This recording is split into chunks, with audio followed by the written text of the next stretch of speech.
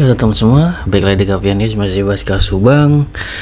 Kita bahas dua dana asing yang dipermasalahkan oleh Pak Rohman ya teman-teman. Jadi gue juga pengen tahu nih gimana sih pendapat teman-teman semua soal dua dana asing itu ya. Terutama Pak Rohman sangat mempermasalahkan yang di Baju Danu juga gitu kan ya.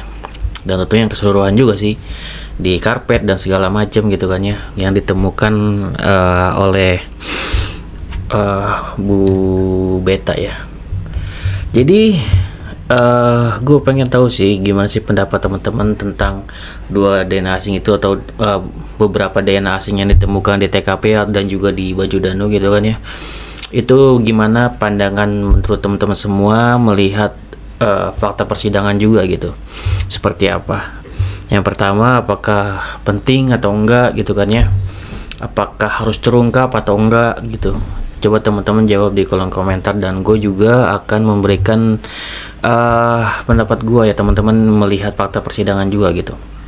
Jadi kalau ditanya gitu kan ya mengenai dua DNA asing atau beberapa DNA asing yang ditemukan gitu ya, apakah penting atau enggak, menurut gue ini bagian dari fakta persidangan dan juga yang ditemukan gitu kan ya, yang oleh ahli ya.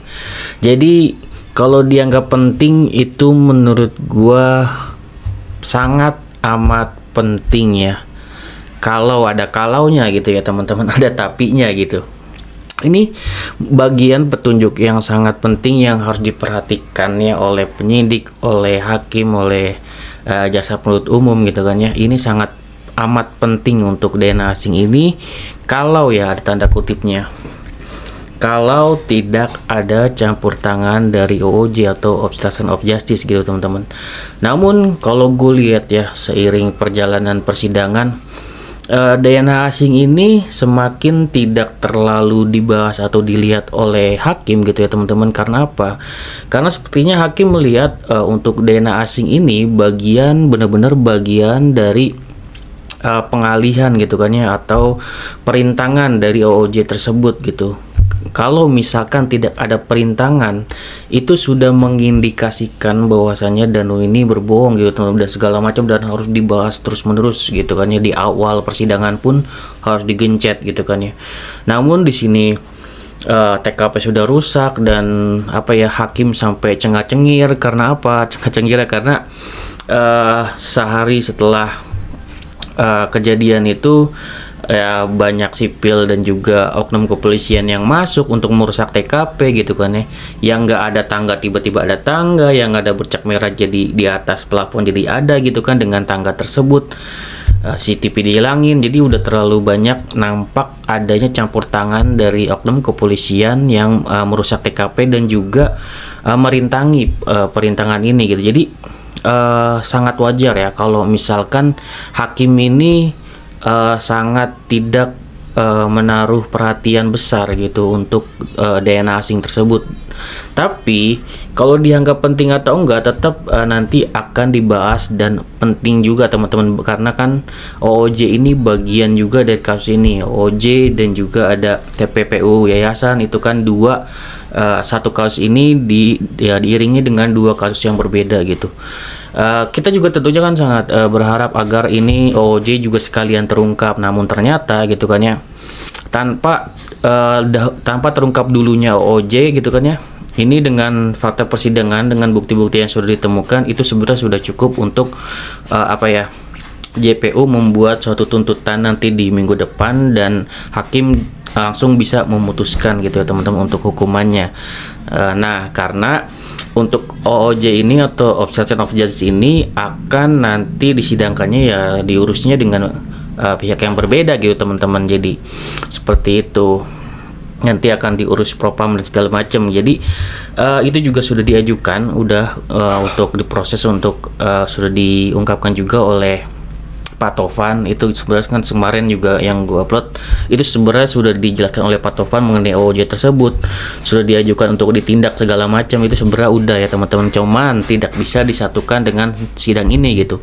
Sidang ini Nanti kalau untuk OJ ya nanti akan diurus dengan yang lainnya, nanti TPPU yayasan juga akan diurus berlainan gitu teman-teman, jadi terpisah gitu, walaupun ini masih ada kaitannya gitu ya, seperti itu. Makanya tidak terlalu dianggap untuk DNA asing ini kalau menurut gue ya, karena dari hakim sendiri menganggap ini adalah perbuatan dari OJ tersebut dan sangat jelas nampak nyata gitu perbuatannya gitu, seperti itu.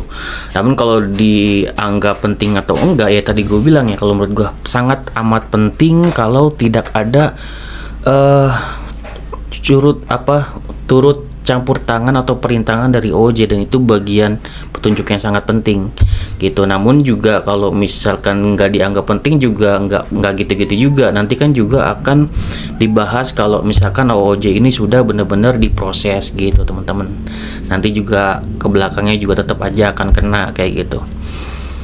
Seperti itu, TPPU juga nanti akan kena gitu kan ya, misalkan Yoris terlibat, nanti kan kita berpikir wah apakah Yoris adem anyem aja gitu kan, tentunya nggak juga ya teman-teman. Nanti ini mungkin dari Pak Yosep kena, Yorisnya juga kena, jadi satu keluarga mungkin bisa akan kena gitu, kita nggak tahu bakal ada oknum-oknum kepolisian yang bakal kena gitu, siapa gitu kan ya, itu kan semuanya beruntut ya, seperti kalau Sambo satu persatu semuanya bakal kena dengan seiring waktu yang berjalan gitu teman-teman. Jadi sesimpel itu ya kalau menurut gue, pandangan gue pribadi. Ini bisa dianggap sangat penting untuk DNA asing kalau misalkan tidak ada campur tangan dari OOJ gitu teman-teman. Namun dianggap tidak terlalu penting lagi oleh hakim karena memang terlihat sangat nyata di sini ada perintangan gitu kan ya untuk kasus ini sampai 2 tahun lebih tidak bisa terselesaikan gitu. Dan memang itu ya teman-teman harus akui aja gitu kan, kalau misalkan kasus ini adalah sebenarnya kasus yang sangat sederhana dan sebenarnya gampang banget gitu, 1 kali 24 jam atau 2-3 hari itu udah bisa dengan melihat CCTV Angger, melihat CCTV lainnya yang di Ayam Jago segala macam itu kan, jika CCTV-nya utuh ada gitu kan ya, jadi semuanya sudah terungkap gitu kan ya dengan waktu yang singkat gitu. Sedangkan di sini penyidiknya sendiri ya diduga adalah terlibat OOJ yang merintangi, ya sangat wajar sih kalau menurut gua. Dan pada saat hakim mendengar wah mereka masuk ke TKP hanya untuk mengambil kucing, bisa ketawa gitu kan ya, hakim juga sangat aneh gitu. Jadi seperti itu ya teman-teman, sebenarnya pendapat gua mungkin sama dengan pendapat teman-teman semua, walaupun nanti akan bertolak belakangnya bagi teman-teman mungkin yang membela Pak Yosep, mungkin banyak hal gitu kan ya yang akan diungkap mengenai dua DNA asing tersebut.